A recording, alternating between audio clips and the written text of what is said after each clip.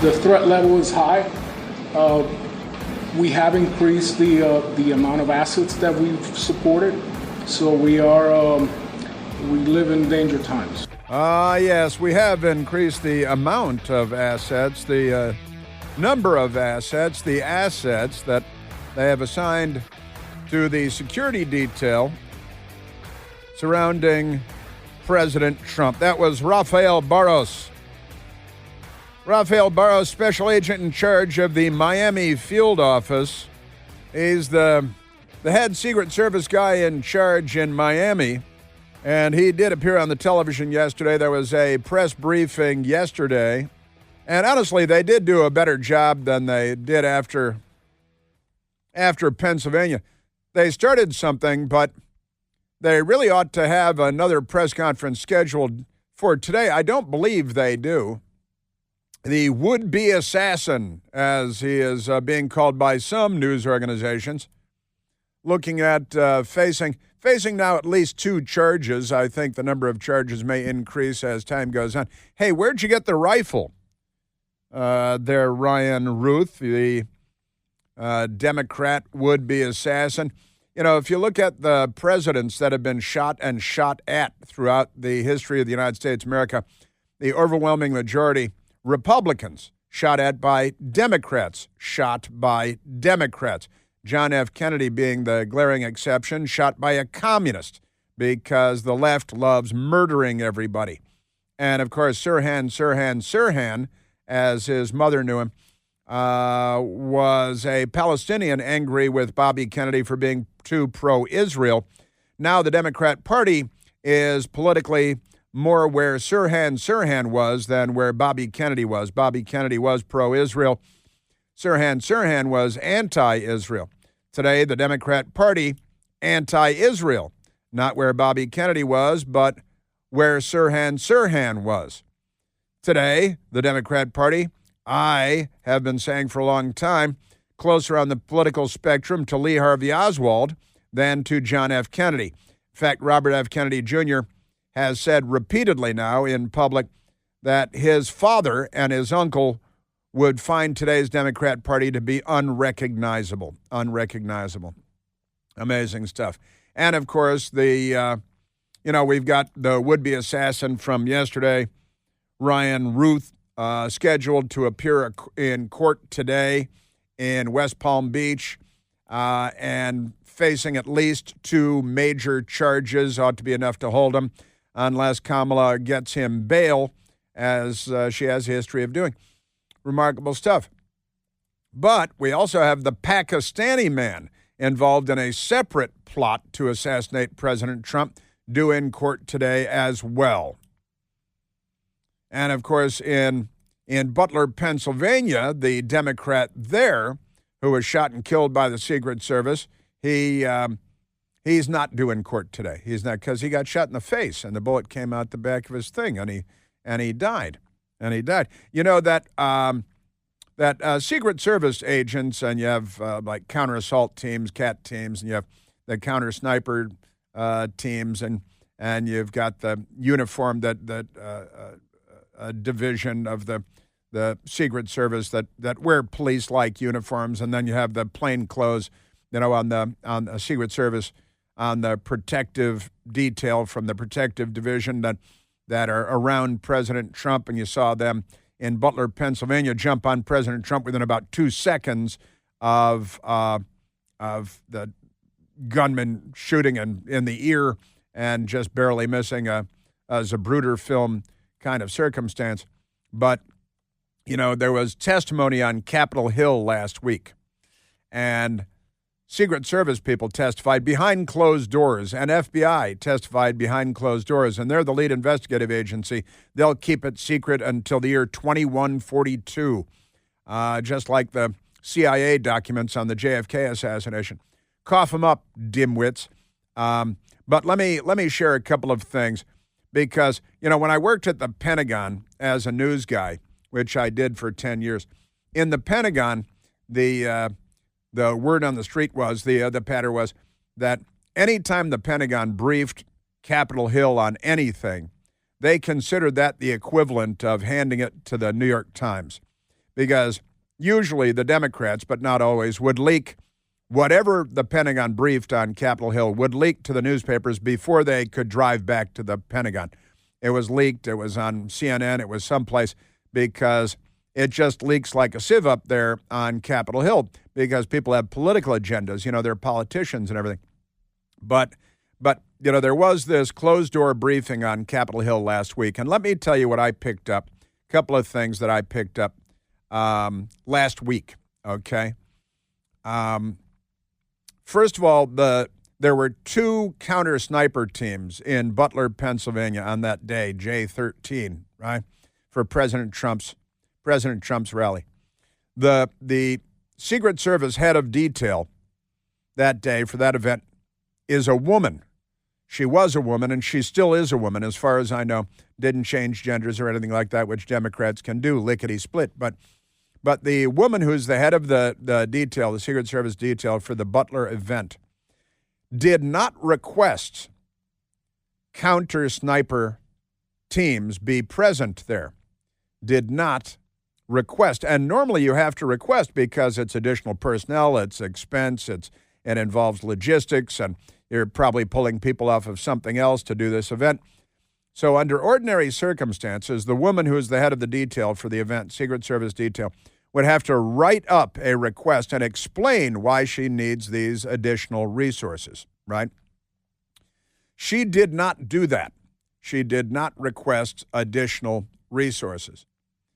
But somewhere in Secret Service headquarters, the decision was made high up. You know what? We need to lay on additional resources at this Trump outdoor event. We need a counter-sniper team. In fact, we're going to send 2 counter-sniper teams. Now, why would they do that when the woman who's the head of the Secret Service detail had not requested counter-sniper teams? That didn't request one. It's a 2-man team and then a 2-man team, 2 separate counter-sniper teams, but there's logistical support involved in all kinds of things. And you have to write up a very fancy request and explain, right? But she didn't do that.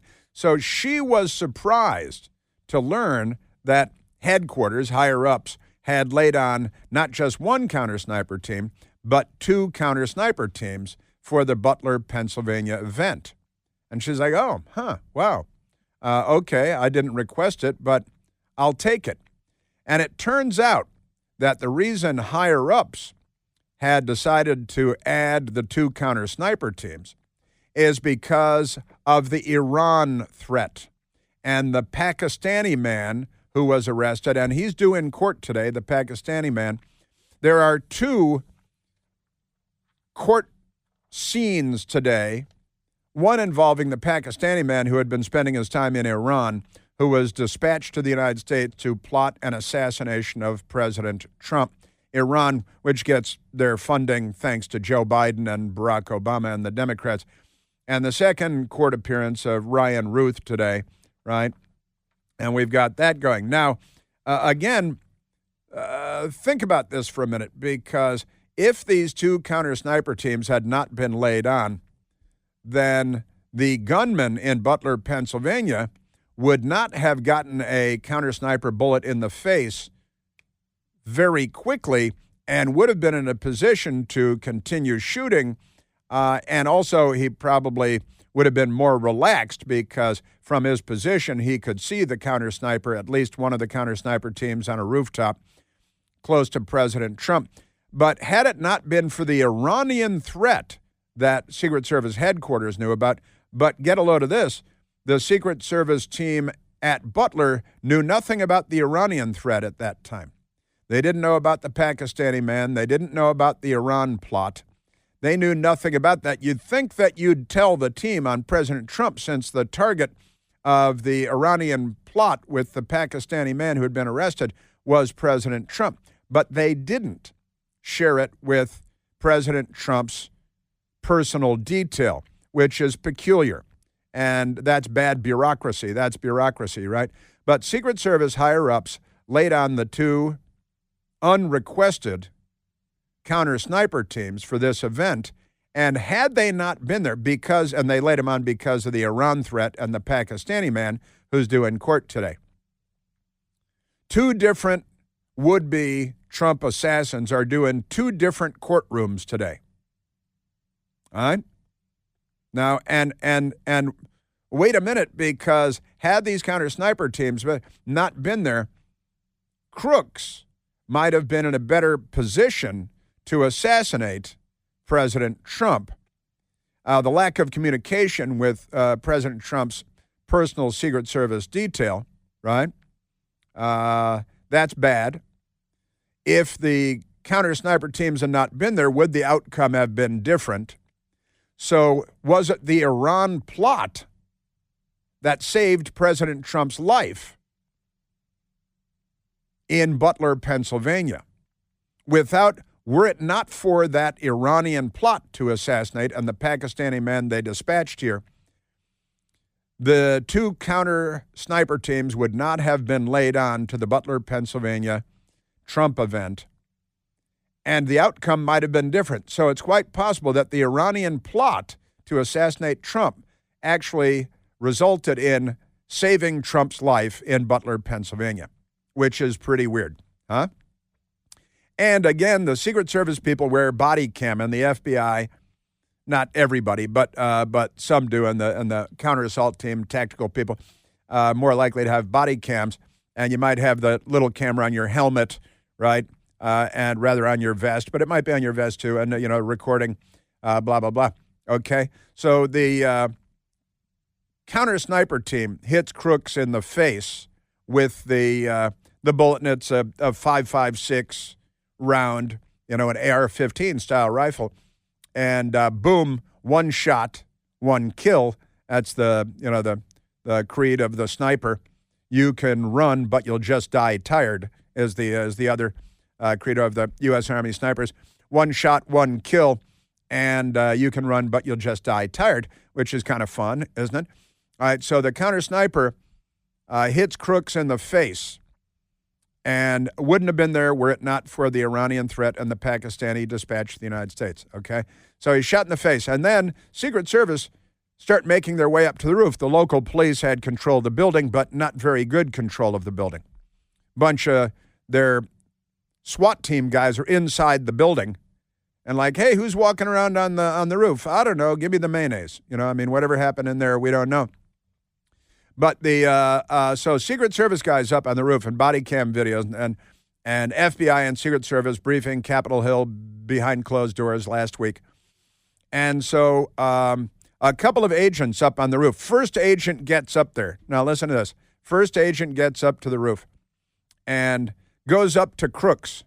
Crooks is rolled over on his back and he's twitching and his hands are moving and he's twitching and he's moving like, but we've all seen these, Friday the 13th movies and stuff. So, if it was me, I think I might have shot him again. Hey, he's still moving. But he didn't shoot him again. He walked out to him. The first agent walks up to him. And when the first agent walks up, and obviously he's armed, and there's Crooks squirming around, but he's still twitching and he's still moving. So he's on his back. Crooks is on his back. And this may come out in the body cam video at some point.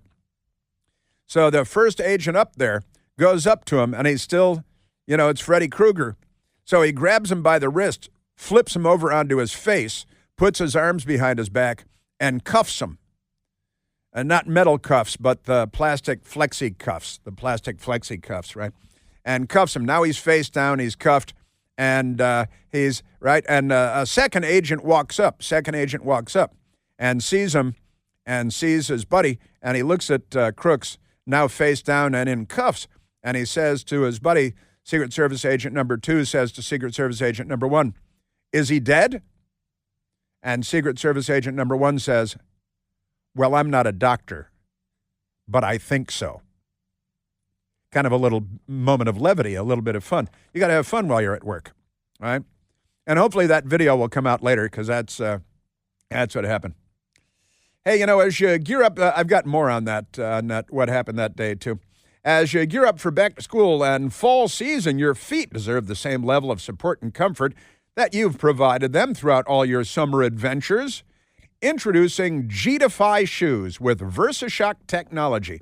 Unlike ordinary brands of shoes, G-Defy G-Defy shoes offer superior shock absorption and trampoline-like energy return that can help provide relief from foot pain, knee pain, ankle, sometimes even your back pain coming from your feet, Whether you're a parent tackling a new school year, chasing after your kids, little rugrats, or just hustling through the daily grind every day, G-Defy shoes offer the comfort and versatility that your feet crave. My best girl and I have pairs. We've got our G-Defy shoes, and we hiked around the city, and they're very, very good, very comfy, I got to say. And every pair includes 2 free pairs of supportive orthotics for your shoes, a special lateral stabilizer shown to help improve the way you walk, your stride, your run.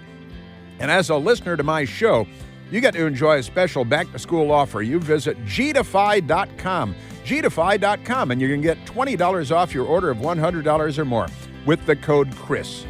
Conventional, CHRIS. That's GDEFY, gdefy.com. Don't forget to use the code CHRIS for $20 off your orders of $100 or more. Step into the fall season with G-Defy shoes. Visit gdefy.com today.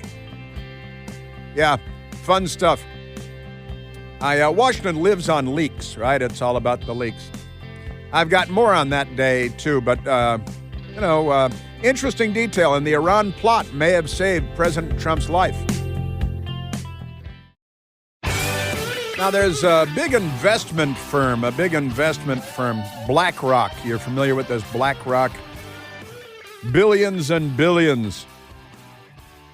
And it turns out something very peculiar.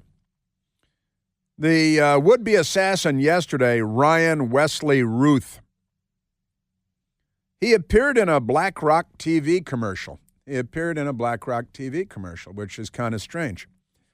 But it gets a lot more strange when you realize that Thomas Matthew Crooks, the guy who shot President Trump in the ear in Butler, Pennsylvania, also appeared in a BlackRock TV commercial. Now, the odds of that are non-existent. It's more likely that I will be struck by lightning in the next 20 seconds, I think. That's an extremely peculiar side fact.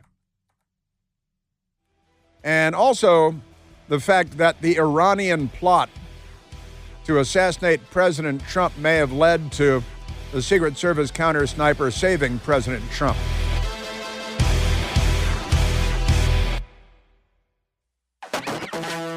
Yes.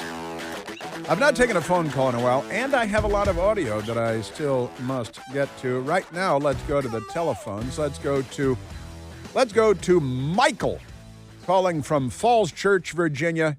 Miguel, you're on the Chris Plant Show. Good morning, sir. Hey, Michael.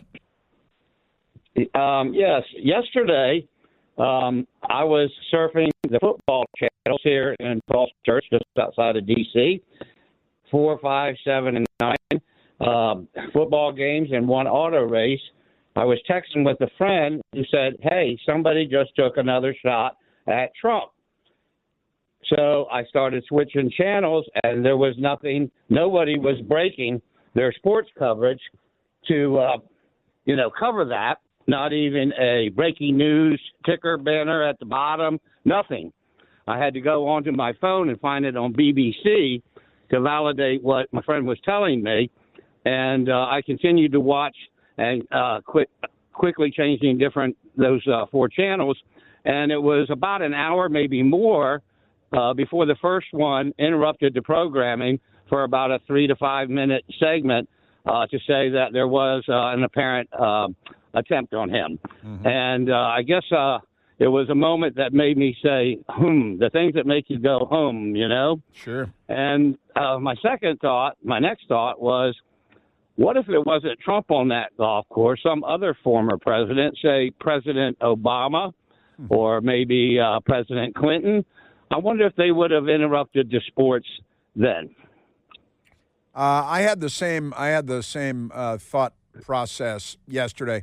Now, my circumstance was a little bit different because my best girl and I were in Atlanta, Georgia yesterday, and we we flew down to Atlanta on Saturday for my best girl's sister's birthday, and we went family in and around Atlanta, and it was a big surprise party for Sister Bridget, and that was Saturday night. And then yesterday we're out to brunch and all that stuff, and then going to the airport, and it happened while we were driving to the airport, but there was no news on in the car going to the airport.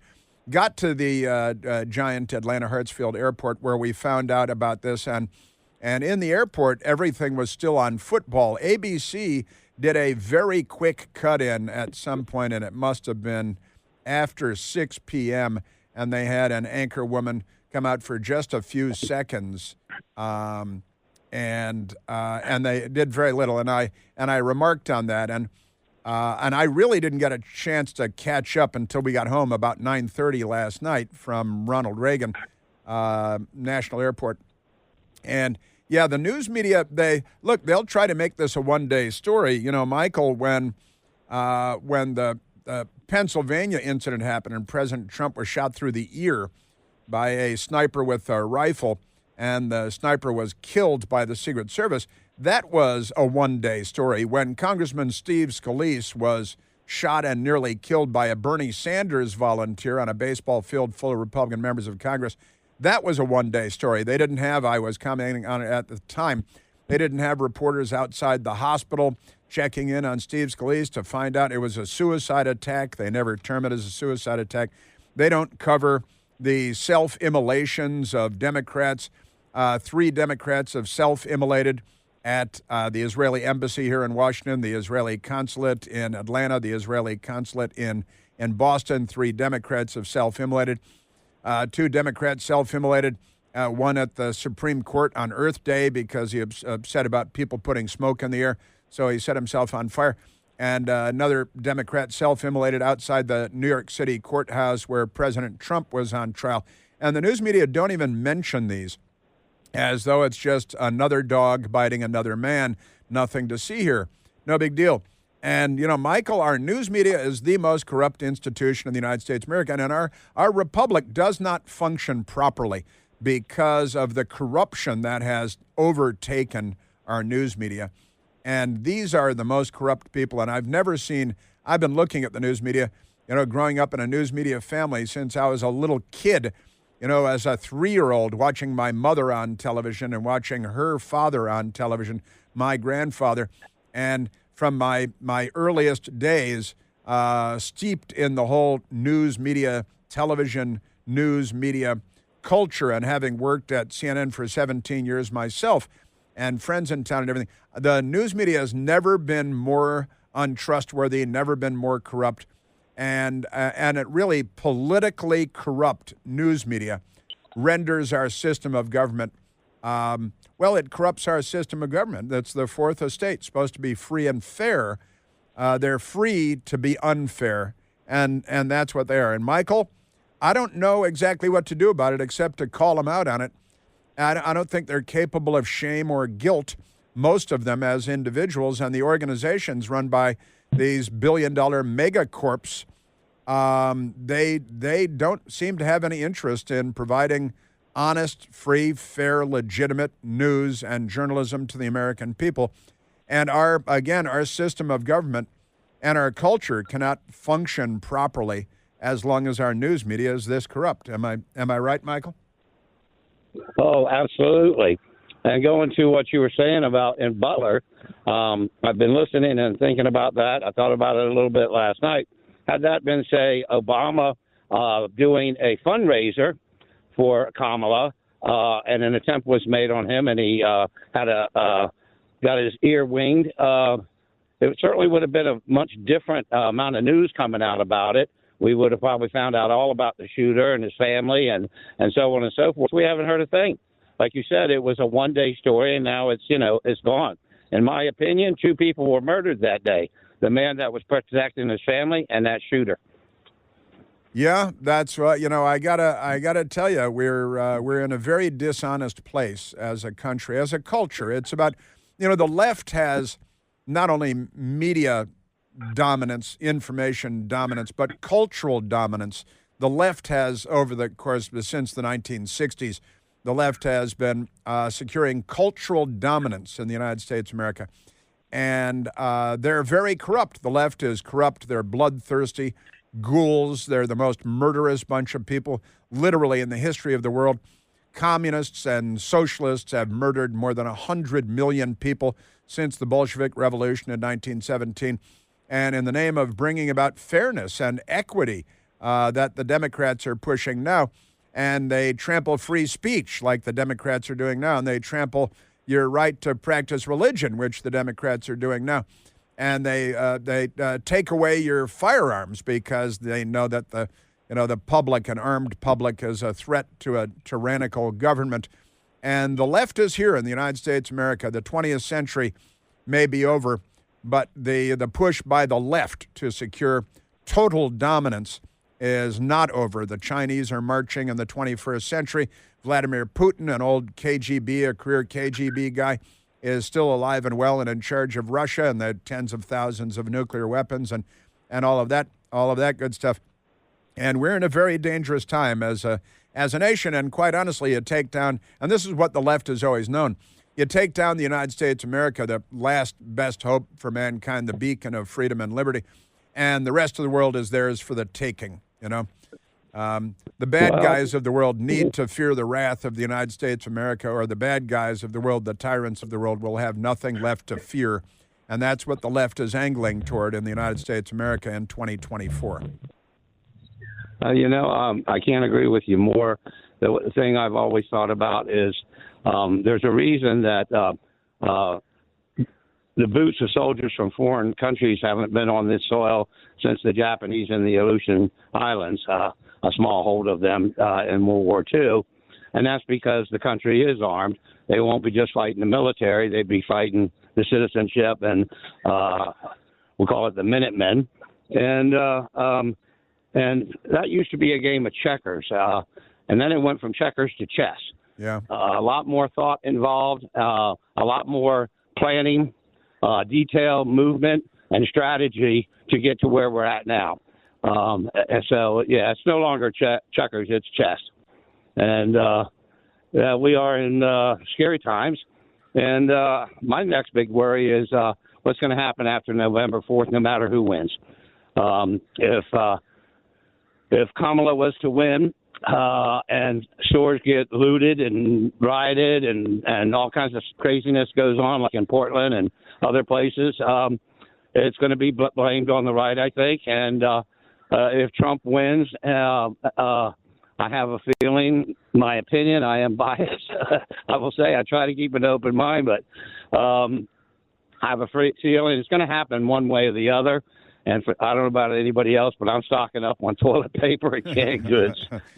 Yeah, and that's not all. Yeah, and you're not alone. No, you're absolutely not alone. You're just a thinking person. You've been paying attention for the last how many years? For how many years have the Democrats been sacking and looting and burning our cities and overturning police cars and attacking police stations and blaming the police and defunding the police while they, look, Washington, D.C. was looted about a week ago in 5 or 6 different locations, including about 2 or 3 blocks from this radio station. The Saks Fifth Avenue was looted. 3 places on Wisconsin Avenue, which is a block from this radio station, looted. Georgetown looted. Downtown City Center looted. All Democrats, because they say a police officer shot somebody in Southeast D.C. after somebody crashed his car into a McDonald's, passed out, and when the police knocked on his window, he whipped out his gun and pointed it at him, so the police shot him. And the Democrats see the crooked, junky, passed-out gunman crashing into the McDonald's as the hero of the Democrat Party, and the police as the bad guys, because the Democrat Party is led by people like Joe Biden and Barack Obama and Kamala Harris. Listen, Michael, thank you for the call. You are definitely not alone. A lot of people are, canned goods and toilet paper, and that's not all. I've heard a lot of people talk about stockpiling other things like ammunition. In fact, that was the topic of discussion over the weekend when I was in Atlanta on Saturday and yesterday. The word ammunition was used repeatedly, and people are very concerned about the direction of the country and concerned about what's going to happen around the presidential election, given that the left has normalized mob street political violence, and they normalized that mob street political violence some time ago. The news media told us it was mostly peaceful, which is why we still sell mostly peaceful shirts and coffee mugs at the Chris Plant store on Al Gore's amazing internet. If you don't have them, with Election Day coming up, mostly peaceful is making a comeback, I think, on T-shirts and coffee mugs, certainly. Michael, thank you very much for the call, and you are by no means alone. By any stretch of the imagination, are you alone in your thinking? Now let's go to audio. I want to, because Joe Biden. Did you get Joe Biden leaving the White House? Joe Biden left the White House a couple of minutes ago on the South Lawn, going to Marine One, and I believe that he was asked about the rhetoric, since there is another armed assailant hovering at President Trump's fringe. And the Secret Service opened fire. At least one Secret Service agent or officer opened fire, firing shots. The assailant fled. A bystander shot pictures of his car and his license plate, provided them to the police. Police were able to use their license plate readers on I-95 and beyond, Interstate 95 and beyond. Located his car, pulled him over without incident, arrested him, according to the initial reports. But let's keep in mind, shortly after the last assassination attempt on President Trump in Butler, Pennsylvania, Joe Biden was like, we need to turn down the heat. I want to speak to you tonight about the need for us to lower the temperature in our politics. And to remember, while we may disagree, we are not enemies. We're neighbors. We're friends, co-workers, citizens, and most importantly, we're fellow Americans. Yeah, that's not the way you've behaved for the last 3.5 years, though. That's for sure. Soundbite number one, just for a little refresher, one example of many. Most importantly, and I mean this from the bottom of my heart, Trump is a threat to this nation. Yay! They all cheer. Yay! He's a threat to the nation. Then Biden speaking to Spanish-speaking news station Univision. What, in your view, constitutes the primary threat to freedom and democracy at home? Donald Trump. Seriously. Yeah, seriously. Well, yesterday, another man with a rifle showed up planning to assassinate President Trump and was stopped by law enforcement that Democrats want to defund.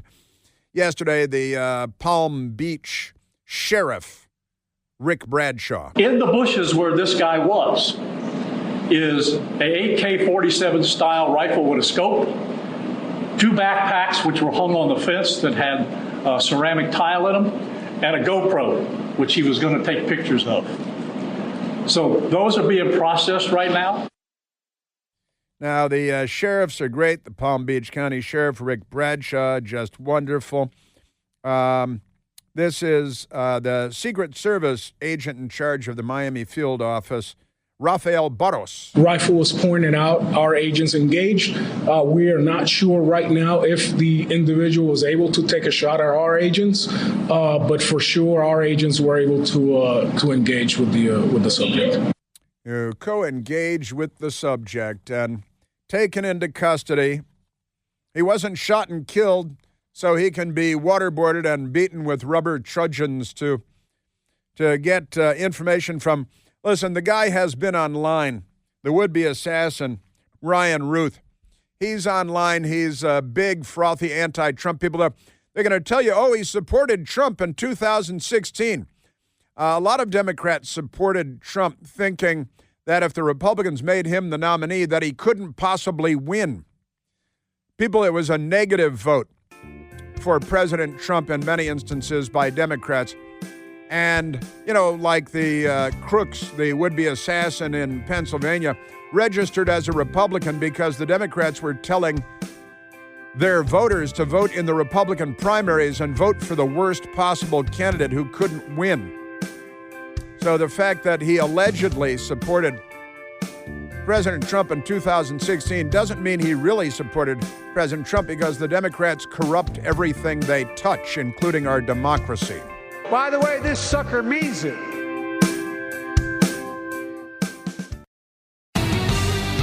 Let's go to former FBI agent Tim Clemente, who was on CNN. I think he might not be invited back because Here's former FBI agent Tim Clemente on yesterday's events. I would think we're going to find that this guy's extremely politically motivated and that he probably was spurred on by much of the political diatribes that are going on these days, talking about Trump, equating him to Hitler and things like that. So I don't think this is the last we'll see of crazies out there trying to do this. You'd think the Democrats would want Hitler in charge. They're so close to Hitler now. FBI agent, former Tim Clemente. Sadly, the finger pointing at Trump has led to, the line about the bloodbath, talking about the auto industry being used as if he's going to create a bloody coup if he loses. That kind of verbiage is something you use in a third world country when you're talking about a dictator. And that sadly has led to, I think, these attempts on Trump's life. And it is the rhetoric of the left. The left is here. They're not liberals. They're the hardcore left, and power is their thing, not free speech or anything. Here's former Secret Service agent Tim Miller. If we can't establish a perimeter, and I'm, having been a Marine, I'm very familiar with an AK-47, the damage, the carnage it can do. And again, here we are again. 300 yards is an easy shot for an AK-47 with a scope. So how do we protect against that? We establish larger perimeters. We put people in positions where you can't get that shot. So the excuses are done. It's time for the resources to be applied. If it was the president, that area would have been shut down. Now, Joe Biden today was asked about the rhetoric when he was at Andrews getting on Air Force One, and he didn't respond. He blew off the question, probably called Trump Hitler while he walked away. President Trump, for his part, is blaming the rhetoric of Biden and Harris.